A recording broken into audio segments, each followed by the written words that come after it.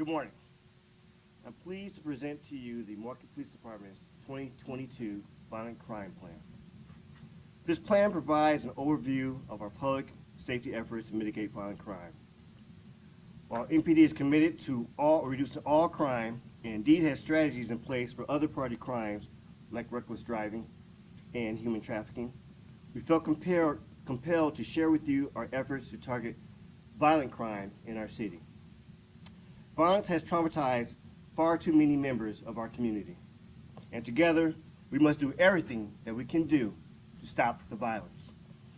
The plan highlights MPD's ongoing and new initiatives to prevent, respond, and reduce violent crime in our neighborhoods. You will see we rely on a multifaceted approach that incorporates data, problem-oriented policing strategies, community-oriented policing strategies, and ongoing review analysis. We also rely heavily on strategic collaboration with the intergovernmental and community partners as force multipliers to reduce crime in our city. This plan is proactive. We cannot just simply arrest to diminish crime. We must work with community partners to deter crime before it begins. We will enhance our efforts to break the cycle of domestic violence. We will enhance our efforts to positively engage our youth. Two such community partners are here with us today. Carmen Petrie, the CEO of Sojourner Family Peace Center, is one of those partners. You will see in the crime plan that we've allocated additional officers to work within the domestic violence high-risk team known as DVHRT. Domestic violence is a root cause of a significant amount of violence in our city. We hope that this enhanced collaboration will assist in breaking the cycle of domestic violence and reduce recidivism and victimization. Also with us today is Adam Purcell of Paradigm Shift. Utilizing focused deterrent strategies, we are partnering with Adam and other agencies to create a mentoring program targeting youth in the criminal justice system. Our goal is to reduce recidivism and through positive interaction and mentorship. I also want to thank Mayor Johnson and the Office of Violence Prevention Director Shanti Hamilton for their continued support and partnership to work together to impact crime in Milwaukee. This plan also calls on every member of our community to be a part of the solution with this violent crime. The plan provides the public with an overview of how MPD intends to confront and reduce violence in our city, but we need everyone to be part of the solution. Together, we are better. So I'd like to now introduce the Mayor of Milwaukee, Mayor Johnson, to the podium. Thank you very much, Chief. I appreciate that, and congratulations to you and Milwaukee Police Department on your work in this plan. I want folks to know that the work to make Milwaukee safer continues, and it continues uninterrupted. Part of that work involves constantly updating strategies and updating the tactics that we use. We must apply the latest practices so that the people of Milwaukee are safe. The plan that's rolled out today is not a broad, simply citywide approach, and that's for a reason. Just as each Milwaukee neighborhood is different and has unique characteristics, violent crime plan that we're talking about today is tailored to meet the unique needs of parts of our city as well. Milwaukee finished the year 2022 with some positive crime trends. And yes, as has been reported, homicides were up, but violent crime overall is down in Milwaukee, and down compared to what it was the previous year. Now into the third month of this year, 2023, crime numbers continue to head in the right direction, and that's good news for public safety in Milwaukee.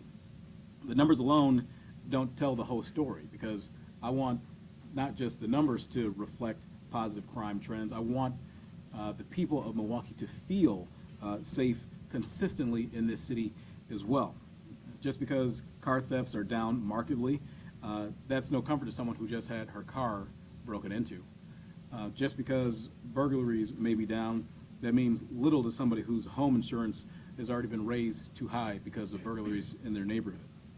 So yes, the police have a plan, and yes, the Office of Violence Prevention is making strides forward as well. I'm also committed to addressing the root causes of crime. We've talked about this consistently. That includes providing positive direction for young people right here in our city. That also involves creating more economic opportunity for residents here in the city of Milwaukee. That also involves building neighborhood cohesiveness so that we're all looking out for each other. Because as I've said time and again, everybody has a part to play in increasing safety in Milwaukee. Now, there are loud voices that you all have covered and seen in the past years who call for defunding the police and cutting $75 million out of the Milwaukee Police Department budget. I reject that. I reject that. And you know that. Law enforcement, I believe, plays a vital role in making Milwaukee safer. So let me make this point and be clear that I want additional resources for our police department. I want additional resources for the Milwaukee Police Department. I want more police officers in the city, but I also, too, want to support and do support other approaches, including prevention as well as early intervention. I'm fighting to get those resources for Milwaukee each and every single day in my job as mayor. So I believe that we're heading in the right direction, and I'm pleased to work with all the partners here to make sure that we stay on the right track, stay on course for a safer city.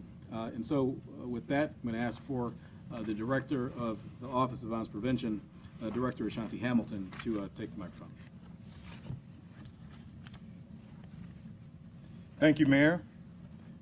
And I want to applaud the chief and the Milwaukee Police Department for the creation of a safety plan that includes everybody in the city. There's a role for all of us to play when it comes to taking responsibility for safe streets in the city of Milwaukee. And I want to applaud the efforts of all of the partners for the willingness to come to the table to try to tackle some of the most difficult problems that our community is facing in today's climate.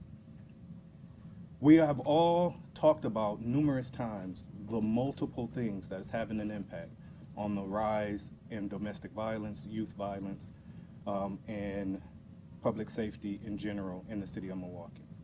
There's been a lot of talk about reckless driving, a lot of discussions around gun safety and the access to guns.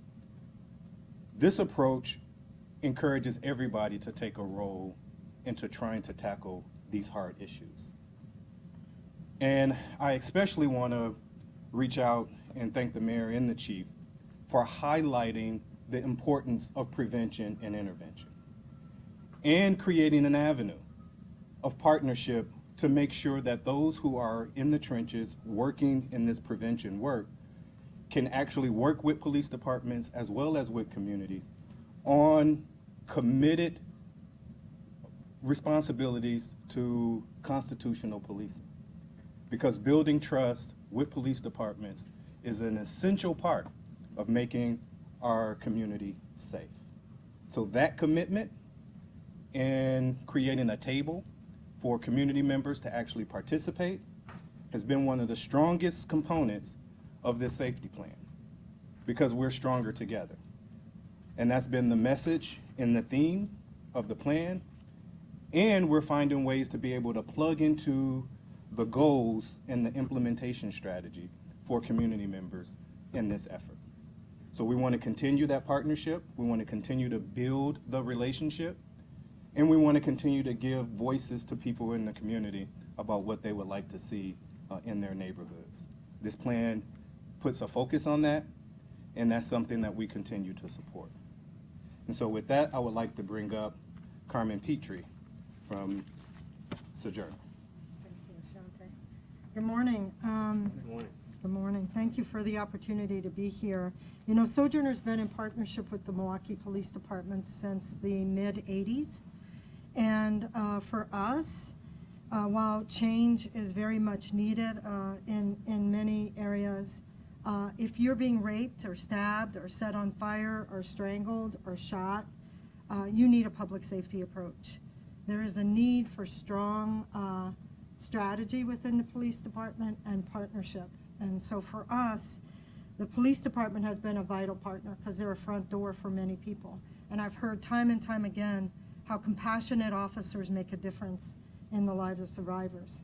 And they open up that door to freedom for them and healing and possibility. And that's been the truth for many, many years, in spite of many of the things that you hear. So 30 years ago, we could not tell you who was going to be most at risk for being murdered. I could not tell you which person would commit that murder 38 years ago when I began my work. Today, we can tell you who that person is. We have something called the LAP protocol, which we started in 2015. Every jurisdiction in the county of Milwaukee uses this protocol at the scene. They call in a high-risk score on a case, and we began an advocacy protocol on those cases. We also felt that that wasn't enough, just to know the score. We convened a team in 2017. We had been waiting for funding. We had been looking at homicides. They're very predictable. Domestic violence homicide is the most predictable homicide that occurs. You can see it happening right in front of your eyes. And we knew we needed a different approach. And we couldn't get the funding. And in 2017, there was a young woman who was murdered. Within 3 weeks, there were 6 different incidents in 4 police districts, and she was murdered in West Dallas. And we looked at each other and we said, we can no longer wait for funding. We have to commit our existing resources. So we convened the domestic violence high-risk team, and they began meeting, and the only purpose for that team, it includes Milwaukee Police Department, District Attorney's Office, Sojourner, and the Department of Corrections. The only purpose is to prevent the homicide from happening. We just published a 5-year report, and out of 3,800 cases in the last 5 years, we've only lost 1 life. So we know that strategy works when we wrap our arms around people, and we're definitely better together. The problem we have is way too complex, and violence is normalized to a degree. For us, this is a human rights issue. People aren't born thinking, well, I'm going to shoot you someday, or I'm going to drive you over on the sidewalk. We learn that behavior through our environment, and we repeat it, and we live out into that legacy unless someone helps us through intervening or prevention, and loves us and helps us heal so that we can have a different life. So we just received an expansion grant for the entire team. We also are looking at evolving our work. Sojourner's been embedded in the Milwaukee Police Department districts since 2006. We've had an advocate in each district. We do community outreach, work with businesses, side-by-side home visits with officers. It's not enough. We need to be doing more. And part of that for Sojourner is we're expanding and trying a pilot project in District 2 to get out to the scene as quickly as possible, to begin to do advocacy and help open doors for that family. The second thing the chief and I have been speaking about is expanding the opportunity for other referral sources in the work that we do with people. So, not everyone wants to call Sojourner or will come to the corner of 6th and Walnut to the Family Peace Center. There's a young girl today in Sherman Park or in 53206 who would never think of coming to 6th and Walnut to a mainstream organization. He deserves the dignity, respect, and opportunity to heal. So for Sojourner, we are getting the message out. You don't have to call Sojourner, but your life, you're 94% more likely to survive if you speak to just one person. So talk to someone. Talk to someone in your life. If not Sojourner, if not police, talk to another program. So we've began to put out in our literature the 7 other programs. We're going to be looking at our hotline and the opportunities that will give to people to choose a culturally specific program, and creating the structure for warm handoffs in the coming months. So I'm making that commitment publicly. I want to let you know about it, that's what's to come. And we are facing a crisis like I've never seen in 38 years. If there was a word beyond emergency, I do a lot of interviews, I would be using it. The time for new partnerships, new strategy, new thinking is upon us. We have to do something different if we're going to stem the tide of what we're facing. So we're better together, grateful for partnerships, and we're looking to evolve. Thank you, Chief.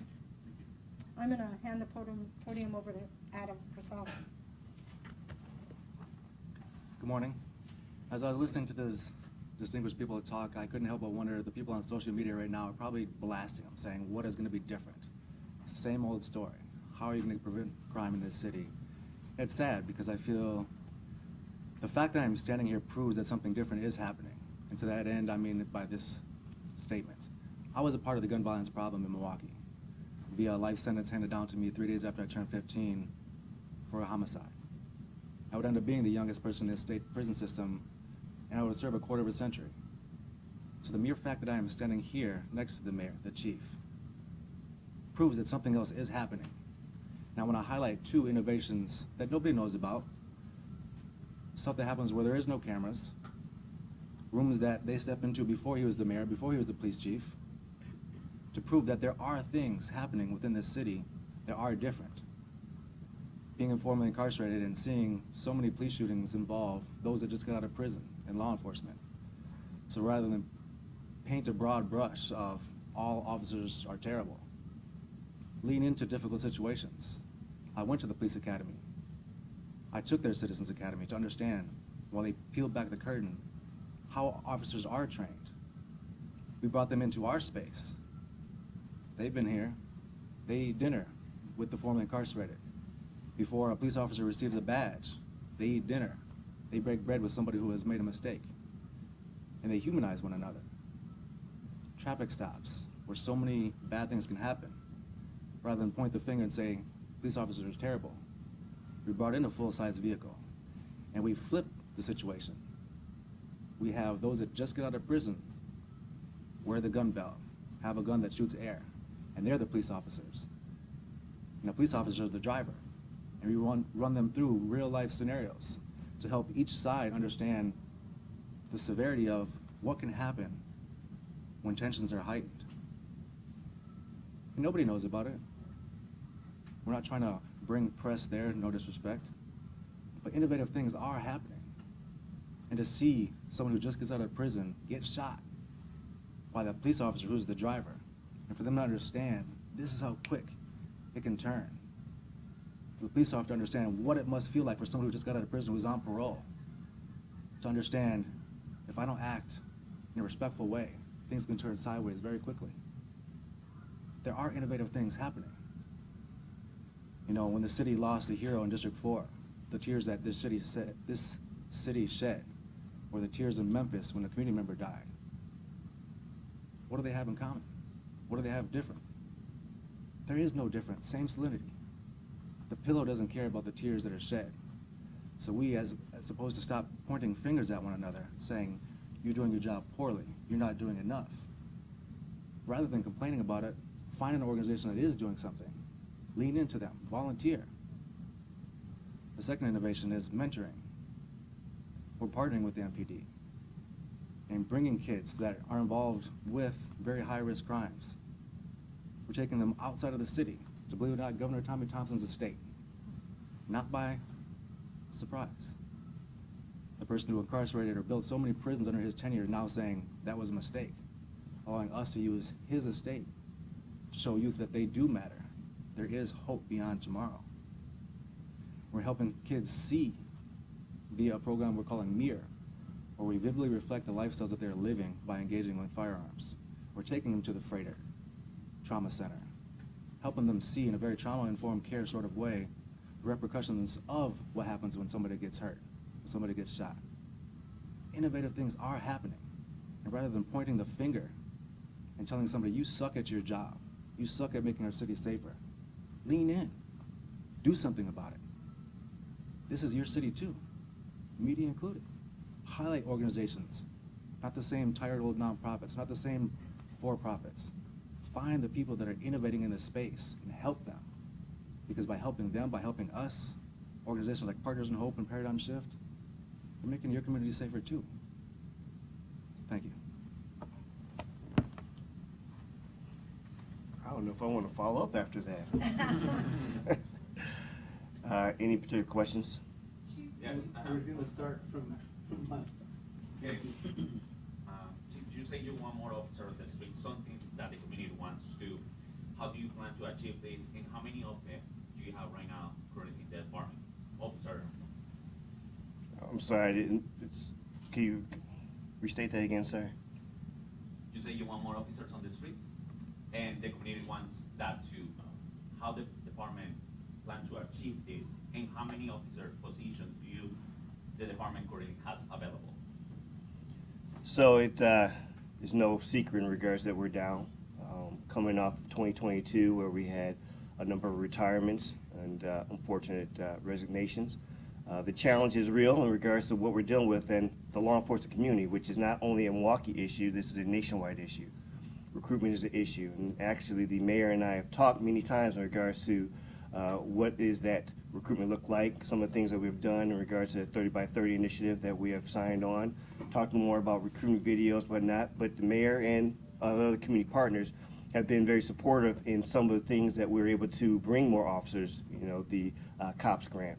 And so right now we are down, I believe there's a little bit over 200 officers, but we are working on, we have a class in right now, we're soon to have another class, thankful of the COPS grant, something the mayor's office is supportive and our elected officials. So it's not an easy lift, but the support from our elected officials, support from our community, I've always said, and I will remain to say, that we need sworn officers to do sworn things. And so by utilizing those collective help in regards to putting forth the support for this, but also understand that it's not just officers alone, which is why you see so many other partners, whether it's from our government partners, the Office of Violence Prevention, or community partners. But there are so many options out there of helping us with this crime issue, and that's where we really need to keep the narrative of what are we all doing. Hi, Chief. Hello, Leroy. You talk about tailoring strategies to specific neighborhoods. And looking at this 44-page crime plan, what strategies do you see that are working? And in looking at some of the numbers, the data in here, homicides, 95% related to firearms, what continues to keep you up at night? So when we talk about what strategies are working, I mean, the example was just stated up here today. For homicides that we are not proud of, an 11% increase from last year on top of 3 years of increase, there are strategies, there are works that are really impactful. And talking in regards to what is going on from the Sojourner Family Peace Center, DVHRT. Congress been asking for help for that particular program in a more intentional way for years. This administration is the first to say, we see you and we will help. Because we recognize in regards to half of our homicides, besides the domestic violence, but it's also poor conflict resolution, which a lot of times is intermingled or tied together when you talk about domestic violence. So those are things that do keep me up in regards to seeing these, I would say, avoidable or impactful ways that we can do that we should be doing more of. But the youth, and when I talk about youth, I'm not just talking about 12 and 13-year-olds. Youth, especially, the ages that we're up here, 21 and under, we're seeing them engage in more and more risky behavior. So having somebody like Adam or working with Director Hamilton's team of being able to have what's called focused deterrence, surrounding that particular individual with programming and people who have lived that life that have the credibility, how can we not embrace that? So from the plan that's presented is not a police resource strategy alone. It has a part. We put back in summer guarding because we understand the impact that comes from having those particular type of resources focused on behaviors of firearm violence in our community. This plan covers firearm violence, but it covers more than just saying that we're just going out arresting. We're talking about prevention. Because we saw a 5-year-old who got a hold of a weapon that wasn't locked up, that wasn't secure. We have individuals going into a number of stores, buying for others who cannot buy a weapon, straw purchasers, or those who are felons. Unacceptable. So this is a multifaceted plan about one strategy about how do we impact violent crime in multi-purpose way. Question for Mayor Johnson. A lot of future success, including potential success with this plan, is going to depend on resources, something you mentioned. Let's say they don't land or there's not enough spread around. Where will you prioritize youth prevention and family prevention when it comes to, or rather, youth outreach? Well, that's a great question, and you know, I spend countless hours each and every single week. It seems like at this juncture in the state capitol, speaking with Republican leaders in the legislature, both in the state assembly as well as the state senate, and speaking with the governor's office too. And I think that for the first time in probably nearly 30 years, we're in a position, and I think that's in part due to my leadership, due in part to some of our other partners at the county and the business community as well, who've done this outreach. We're in the position for the first time in decades where everybody seems to be of the same accord, and that more resources need to be available to the city of Milwaukee. And not just to the city of Milwaukee, but other communities around the state that are suffering as well. So I feel very optimistic about where we are, where we've come over the course of the last year that we've really dug deep and been engaging on this. And so I see a future in which there is more flexibility, where there are more resources that we'll be able to use to support police. But as you're alluding to, it's not just police. And as Chief Norman has talked about, and I've said ad nauseum, and Director Hamilton has said ad nauseum as well, it isn't just police alone, right? Everybody has to be a part of the solution. Everybody has to be, everybody has to have a hand in this. And so it's police, yes, but it's also teachers and preachers and mentors and friends and programs like our longstanding Earn and Learn Summer Youth Jobs program, or the new Camp Rise program that we started just last year that is touching hundreds of kids in Milwaukee who otherwise would be susceptible to being recruited into stealing cars at a young age. And so that takes city resources, it takes philanthropic resources, it takes fundraising from the business community in order to get those things going and sustained. So I feel really good about where we are and where we're going in terms of the resources that we potentially will be getting. And I will continue week after week, just like I did just this week, to go to the Capitol, to engage with legislators, to bring more resources to bear to support all these efforts, especially along the lines of public safety and support for our police department. I have a question. My question is for the mayor, and how can we have confidence in your leadership running for first district alderman as a write-in candidate when we've had the Office of Violence Prevention in our community, 414 life in our community, we could consider the targeted neighborhood at one point in time. We have the blueprint for peace. We've got another plan here. So how can we be confident in your administration when we've had Shante Hamilton as our alderperson? We haven't had very much change in our city. You've appointed him the director of Office of Violence Prevention. They've been in our community. How can we have confidence in you that things are going to change? Well, Mr. Tony, I think it's important to point out the fact that I mentioned here, the chief has touched on too, in the one solid year that I've been mayor of this city, 2022, just last year. I pointed this out, the chief has pointed this out, the data is what it is. And I'm, the first one to point out that the homicides that we've seen in Milwaukee over the course of the last number of years is unacceptable. And that's work that we have to do. But in other major crime categories, we've been successful in pushing crime down. That's something I'm going to stand on, just as much as we're going to continue to work on the issue of homicides. I think that there are some positive trends of safety being increased in Milwaukee, and we'll continue to work on those issues as well. The Office of Violence Prevention has been a partner and will continue to be a partner. I think Ashanti's doing a great job in his new position, and it is new for him as well here too. But these things take time, they take focus, they take energy, they take effort. But I think we're seeing some positive trends, and I think we're in store to see some continued positive trends. And all of us here, all these partners, whether it's in police, in the mayor's office, in OVP, in domestic violence reduction community, in mentorship community, will continue to put efforts forward to have positive trends to send crime downward in Milwaukee, just like we saw over the course of the last year, the one solid year that I've been mayor of the city. That's why folks should have faith in me leading this city. Well, I contacted the Office of Violence Prevention. I can't get a return phone call.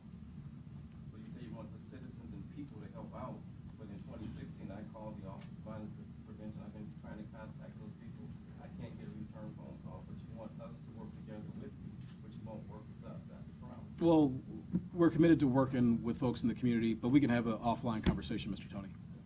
Mr. Hughes. I have a question for the chief. Chief, obviously, there's information in here about new initiatives and reallocating resources.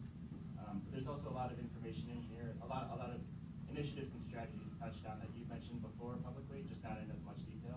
Correct. How different is this plan from what you've been doing the last couple of years? And would you say that releasing this plan is a response to public pressure for transparency?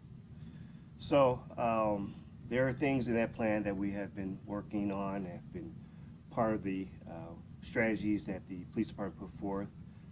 As I mentioned before, the summer guarding, that is something that we've utilized in collaboration with the community, making sure that there is a understanding of what this particular type of work is being done, but how we can work together. But bringing in, again, new partners or re-established roles with partners, I think is a responsible leader to embrace various solutions, especially when there are individuals willing to take on the call of being able to be part of the solution. The pressure's always been there. It's been 2.5 years now.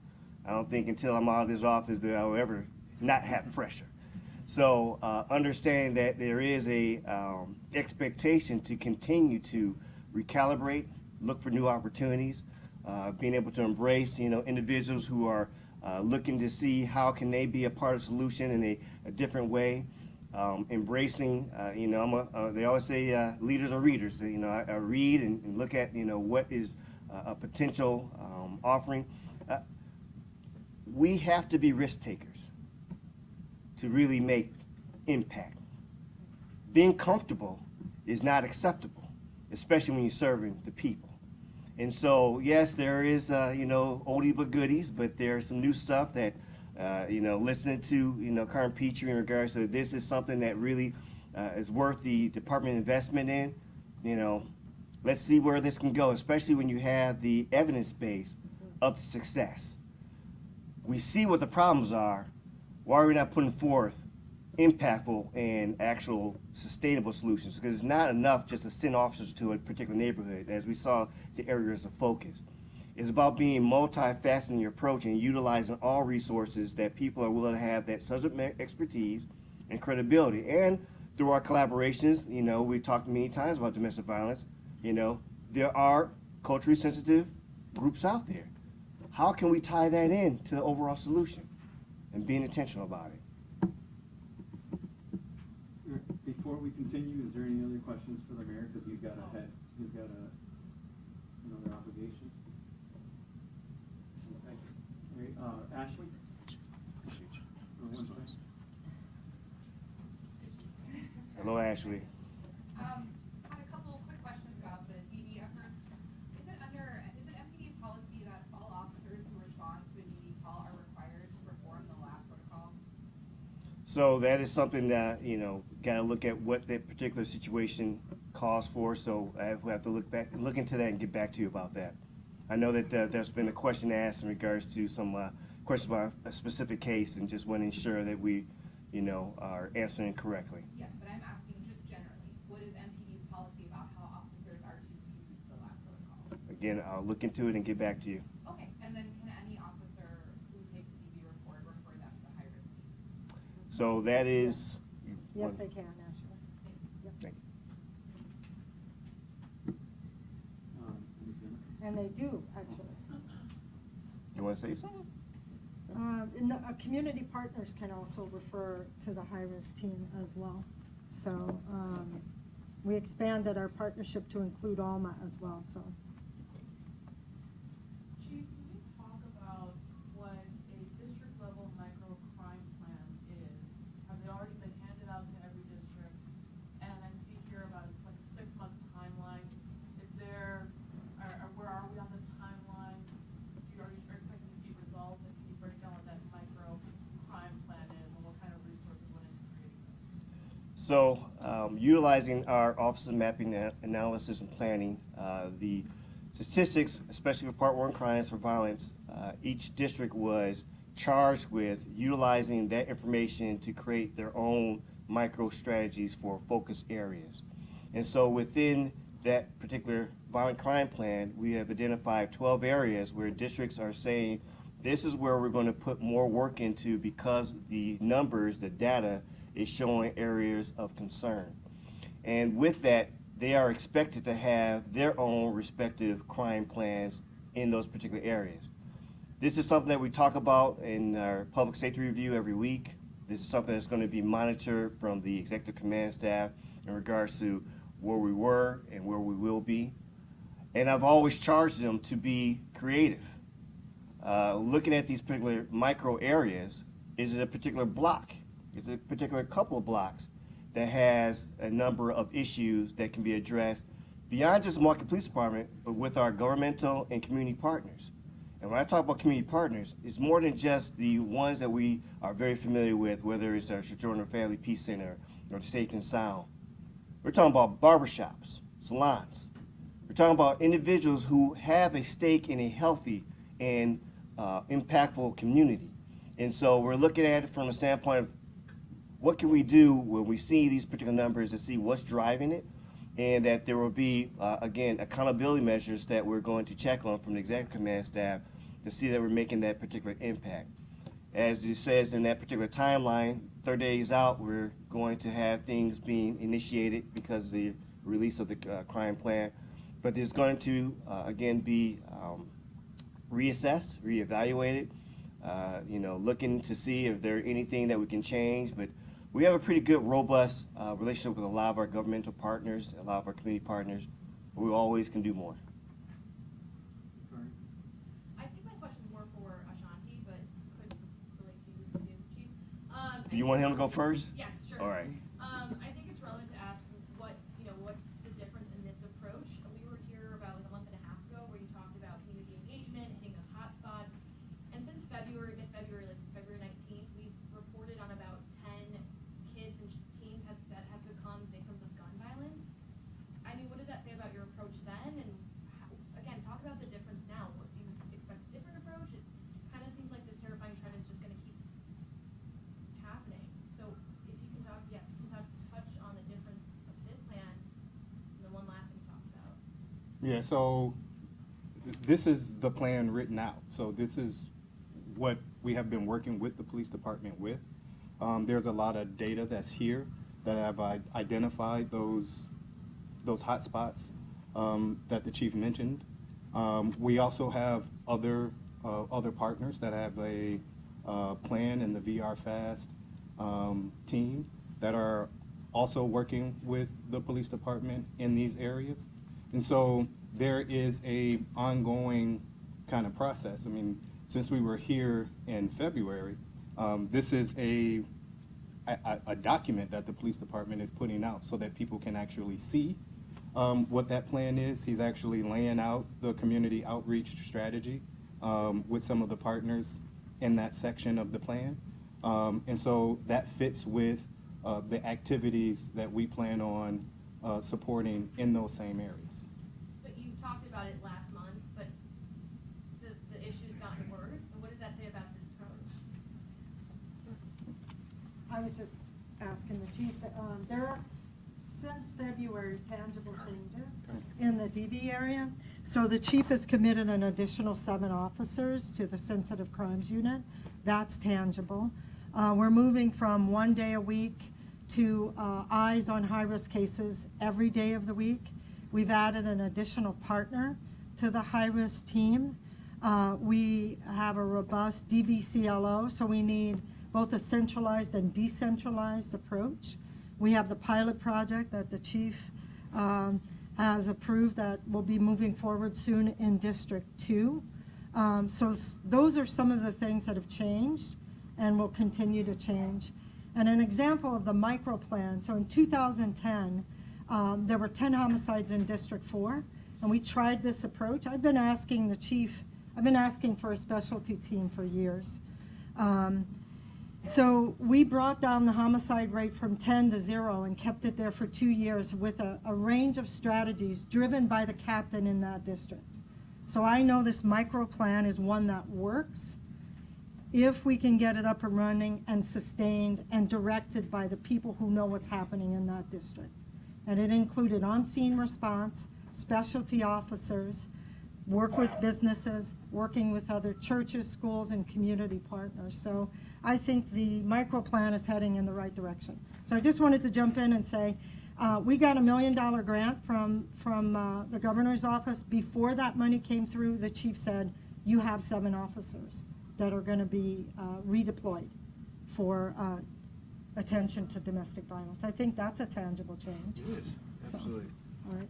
And officer violence prevention is part of that work. I know that Karen Tyler is a liaison between Sojourner Family Peace Center and the work for the DVHRT, and also for us, partners within the Public Safety Review, partners within the VRFAS, Alliance Response for Public Health and Safety teams.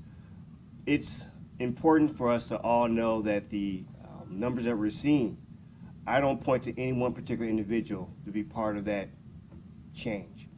I know I've seen some of the media reports saying that, numbers are down. Well, it's been cold. Well, it was cold last year. So to put out where there is not active work being put forth from our governmental partners, our community partners, I find that, pretty sad not to say that there is work being done in our community from all different aspects of our community that's showing results. And being in a multifaceted collaborative approach is beyond just having that impact and saying we're done, but having a sustainable impact and continue to have people who are subject matter experts working on the collective work of safety within our community.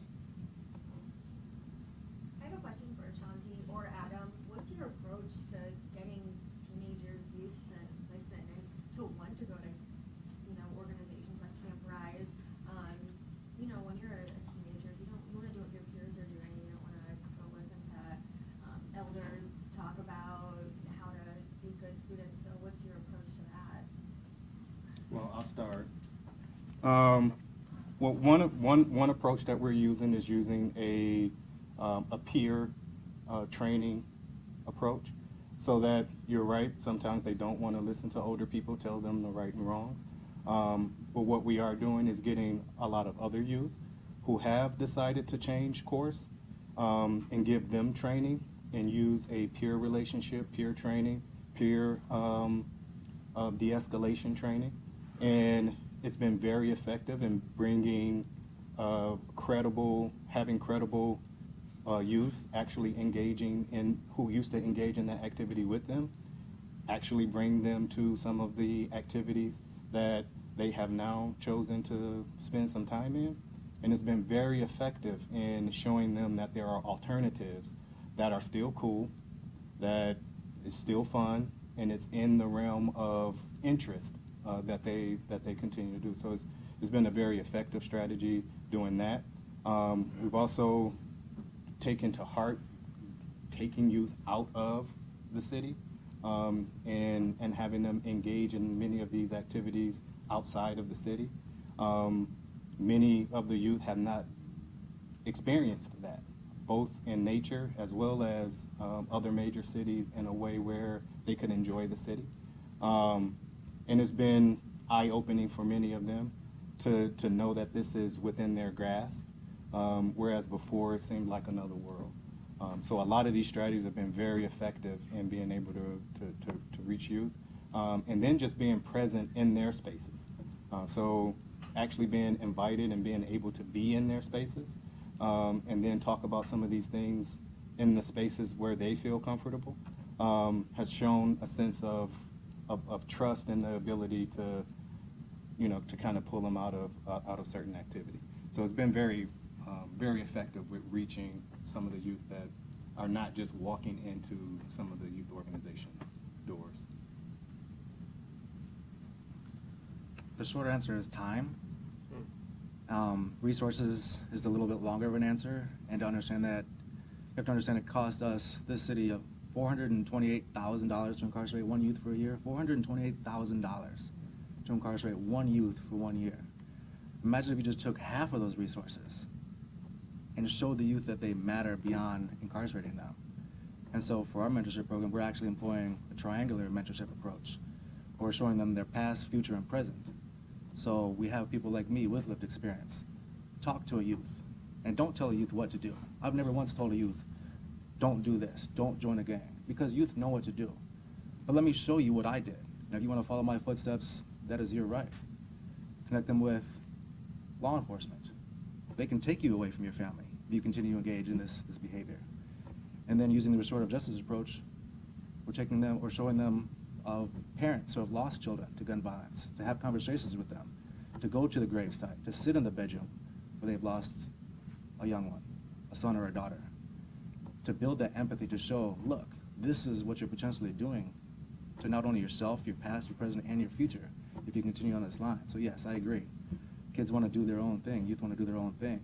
But if you lean into with time and show these youth that they are valuable, rather than spending almost $500,000 to incarcerate one, that's not value. For them to understand that with your actions rather than your words, you'd be surprised by the ear that gets turned to you. Chief Norman, I was moved by what Carmen had to say about domestic violence, so I had a couple questions about that. First of all, what are your concerns, the level of domestic violence homicides in our city, and what is the main criteria for officers to be sent as part of this domestic violence high-risk team? So, I have a long history working within domestic violence. I used to be with the task force on family violence facilitator back in the day before change and transition to other partners. Seeing that this is more than just the particular victim's impact. I mean, it impacts the family, impacts the community. Knowing that we do have the, again, impactful programming. You heard the numbers. The numbers speak for itself with the DV high-risk team task force. And so it did take a little bit of a recalibration of one of our units, the sensitive crime units, where we had took and redeployed our officers. But that's the importance of our, leadership of ensuring that we are putting resources where you can create or have the most impact. And so seeing from the 2022 numbers that over half of our homicides included the domestic violence victims show there's a level of urgency, and as a executive, why not address that in the way that you have some way of power to do so? And also, again, this is something that Carmen's been asking before my, putting into place for the department, and why not? I think that that's where you really say that, this is not just a going through the motion and talking about embracing, partnerships and being out there with the community. These are tangibles in regards to that. We put our money where our mouth is, and for the investment and being able to say that we see that there's other opportunities to have that type of impact, and we're willing to, put our efforts in with you. What are the main criteria for Sure. police to be sent as part of that? So a high-risk case is determined when you get a score of 24, 25, or 26. It's a set of questions that you get asked. Automatic referrals include any sexual assault, stabbing, involvement with a gun. So there's 11 factors that get looked at. So if you score high, then you're referred to the high-risk team. And then they meet once a week to look at all the factors. Maybe it needs to be charged differently. Maybe we need additional investigation. Maybe the client needs to be put in shelter or victim witness protection. All kinds of things are looked at to try to prevent that homicide. But automatic sexual assault, weapon used, repeat offender is a concern for us. An unemployed offender can also be a high risk, in strangulation, especially strangulation to the point of losing consciousness or losing your bodily functions. So I'll tell you the bad news is we have way too many high-risk cases in Milwaukee. Almost 80% of the cases Sojourner get are high risk. And so I have been asking the chief, and one day I called him and said, can you get rid of the horses? Can you get rid of the motorcycles? Remember that conversation? I'm like, we need to do something differently because we have way too many cases. So we're going to have our eyes now every day in some capacity. We also added through DOC therapeutic position to help offenders who need support in changing their behavior. Because we're not going to arrest ourselves out of this problem. We're not going to punish ourselves out of this problem. So I think the high-risk technology is the right way to go, and it frees up our energy to do something different on other types of cases, because not every case is lethal. Does that answer your question? Okay. Just to say I said no when she was asking me that, so. Yeah, exactly. All right, thank you all. Like I mentioned before, we'll have other opportunities if nothing was left unanswered.